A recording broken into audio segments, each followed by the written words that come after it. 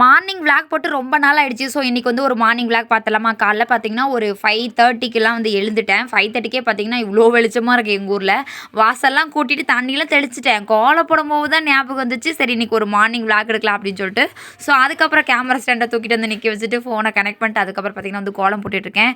இதுலேயுமே எனக்கு ஒரு லைட்டாக ஒரு இது இருக்கும், நர்வஸ் இருக்கும். என்ன அப்படின்னா, கேமரா ஸ்டாண்டு நின்றுட்டுருக்கா, ரோட்டில் யாரோ நடந்து போனாங்கன்னா ஜஸ்ட் எங்கள் கதவு கிட்ட பார்த்தாங்கன்னா ஸ்டாண்டு நின்றுட்டுருக்கும். ஸோ இப்போ வந்து ஓரளவுக்கு எல்லாமே தெரிஞ்சிருச்சு, இந்த பொண்ணு வீடியோ போடுது அப்படின்னு சொல்லிட்டு. ஸோ எனக்குமே வந்து அந்த ஷைனஸ்லாம் பார்த்திங்கன்னா கொஞ்சம் குறைஞ்சிக்கிட்டே வருது. பார்த்துக்கோங்க, நான் வீடியோ தான் போடுறேன் அப்படிங்கிற மாதிரி. கோலத்தெல்லாம் போட்டு முடிச்சுட்டு அப்படியே ஒரு ரொட்டேஷன் பார்ப்பேன், யாரெல்லாம் கோலம் போட்டாங்க, யாரெல்லாம் எழுந்துட்டாங்க அப்படின்னு சொல்லிட்டு. அந்த சோம்பல் முறிக்கிறதுன்னு சொல்லுவாங்க இல்லையா, அதை அப்படியே லைட்டாக பண்ணிவிட்டு அதுக்கப்புறம் பார்த்திங்கன்னா உள்ளே வந்துட்டேன். அன்னைக்கு வந்து வாசலுக்கு பார்த்திங்கன்னா சாணிலாம் தெளிக்கல. சாணி வந்து வெள்ளிக்கிழமை இல்லை வேறு ஏதாவது ஒரு நல்ல நாளில் மட்டும்தான் சாணி தெளிச்சுக்கிட்டு இருக்கேன். காலைல போய் சாணி எடுத்துகிட்டு வரதுக்குள்ளே பெரும்பாடாக இருக்குது. அதனால் ஒரு 2ல் 3ல் அப்படி தான் பார்த்திங்கன்னா வாசலுக்கு வந்து சாணி தெளிக்கிறேன். அதுக்கப்புறம் என்ன, வீட்டுக்குள்ளே போய் மற்ற வேலையெல்லாம் கடகடன்னு ஆரம்பிக்க வேண்டியதுதான். எனக்கு காலைல எழுந்து வாசல் கூட்டிகிட்டு வந்து உள்ளே போனோடனே ஃபஸ்ட்டு வந்து டிவி ஆன் பண்ணிடணும். உங்களுக்கு ஆல்ரெடி தெரியும், நான் சொல்லியிருக்கேன் 6:15 ஆணுச்சு அப்படின்னா எங்கள் வீட்டில் வந்து காலையிலையும் சாயங்காலமும் வந்து கந்த சஷ்டி கவசம் ஓடும் அப்படின்ட்டு. அதுக்கு முன்னாடியே டிவி ஆன் பண்ணுறேன் அப்படின்னா பார்த்தீங்கன்னா சன் டிவி வச்சுருவேன். அதில் ஏதாவது நல்ல பாட்டு ஓடிக்கிட்டு இருக்கும். ஸோ அன்றைக்கி பார்த்திங்கன்னா பெருமாள் பாட்டு ஓடிக்கிட்டு இருந்தது. அது என்ன டே அப்படின்னு ஆக்சுவலாக எனக்கு ஞாபகம் இல்லை. வீடியோ எடுத்து 1 வீக் லேட்டர் தான் நான் வந்து இந்த வாய்ஸ் ஓவர் கொடுத்துட்ருக்கேன். ஸோ அதை வச்சுட்டு அதுக்கப்புறம் பார்த்திங்கன்னா சாப்பாட்டுக்கு அரிசி ஊற வைக்கிறேன் ஃபஸ்ட்டு. எல்லாருமே பார்த்திங்கன்னா நாளே பிளான் பண்ணிடுவாங்க. மேக்ஸிமம் மெம்பர்ஸ் வந்து நாளே என்ன சமையல் அப்படின்னு பிளான் பண்ணிடுவாங்க. ஆனால் நான் மட்டும்தான் இப்படியான்னு தெரியல. நான் என்றைக்குமே வந்து வாசல் கூட்டிட்டு சாப்பாட்டுக்கு அரிசி உரைச்சிட்டு போய் ஃப்ரிட்ஜை ஓப்பன் பண்ணும்போது தான் என்ன சமைக்க போகிறோம் அப்படின்னு நான் பிளான் பண்ணுவேன். அது ஏன்னு தெரில, என்னோடய ஹேபிட் அப்படி ஆகிடுச்சு.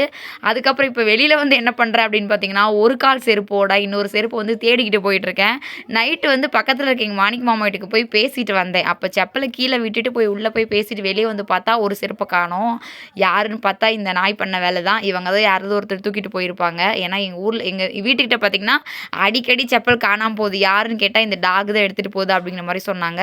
இந்த கோவிலுக்கு சைடில் தான் போட்டு விளையாடிக்கிட்டு இருந்துச்சு எங்கள் பாப்பா செப்பல். அதனால் அங்கே போய் பாரு அப்படின்னு ராசாத்தி அக்கா சொன்னாங்கன்னு சொல்லிட்டு நானும் போய் தேடி பார்த்தேன். ஆனால் அங்கே எங்கேயுமே கிடைக்கல. கடைசியில் எனக்கு ஏமாற்றமாக ஆகிடுச்சு. சரி ஓகே அப்படின்னு சொல்லிட்டு ஒத்தக்கால் செருப்பை போட்டுட்டு நானும் திரும்ப வந்துட்டேன். வீட்டுக்கு வந்து அந்த ஒத்தக்கால் செருப்பை தூக்கி போடாமல் வேறு பத்திரமா வச்சுருக்கேன். ஏன் அப்படின்னா, தொலைஞ்ச செருப்பு திரும்ப கிடச்சிச்சுன்னா என்ன பண்ணுறது, இதை தூக்கி போட்டேன் எப்படின்னு சொல்லிட்டு அந்த தொலைஞ்ச ஒரு செருப்பை விட்டுட்டு மீதி ஒன்றையும் தூக்கி போடாமல் வச்சுருக்கிறேன்.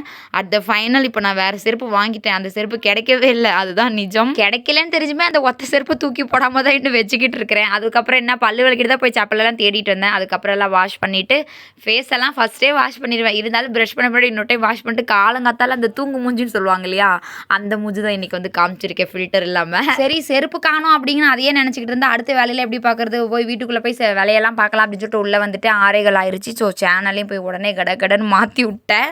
எனக்கு 6:15 ஆனவுடனே கந்த சஷ்டி கவசம் பார்த்தா தான் எனக்கு வந்து அந்த டேவே அப்போ தான் ஸ்டார்ட் ஆகிற மாதிரி இருக்கும். அந்த எழுந்து கோலம் போட்டு அரிசி ஊற வச்சு அப்போல்லாம் கிடையாது. இந்த சாங் ஓடுனா தான் இன்றைக்கி டே பொழுது வந்து விடிஞ்சிருச்சு, அடுத்து இன்னைக்கு வேலையை பார்க்கலாம் அப்படிங்கிற மாதிரி இருக்கும். இந்த பாட்டு வந்து காதில் அப்படியே ஒழிச்சிக்கிட்டே இருக்கும். நான் பாட்டுக்கு வேலை செஞ்சுட்ருப்பேன். உட்காந்து நின்னோ டிவியெல்லாம் பார்க்க மாட்டேன். அது பாட்டுக்கு ஓடிக்கிட்டு இருக்கும். சரி துணிக்கன்னா வாஷிங் மிஷினில் போடலாமா அப்படின்னு போய் பார்த்தேன். ஒரு 2-3 செட்டு தான் இருந்துச்சு பசங்களது. சரி ஓகே நாளைக்கு துவைச்சிக்கலாம் சேர்த்து வச்சு, இன்றைக்கி தனியாக துவைக்க வேண்டாம் அப்படின்னு சொல்லி வச்சுட்டேன். அது இல்லாமல் எங்கள் ஊரில் பார்த்திங்கன்னா காலைல இந்த ஒரு 7:30 மணிக்கெல்லாம் வாஷிங் மிஷின் வந்து ஓடவே மாட்டேங்குது, ஒயின்னு நின்றுது. அந்த டைமில் தான் எல்லோரும் சமைப்பாங்க போல், எல்லாருமே கரண்ட் யூஸ் பண்ணுவாங்க போல். சரி ஓகே ஃப்ரிட்ஜ் ஓப்பன் பண்ணி பார்த்தேன், கீரை இருந்தது. நேற்று வந்து சிரிக்கீரை 2 கட்டு வாங்கி வச்சுருந்தேன். சரி அதை வந்து இன்றைக்கி பொரியல் பண்ணிடலாம் அப்படின்னு சொல்லிட்டு அதை தான் பார்த்திங்கன்னா எடுத்து வச்சுருக்கேன்.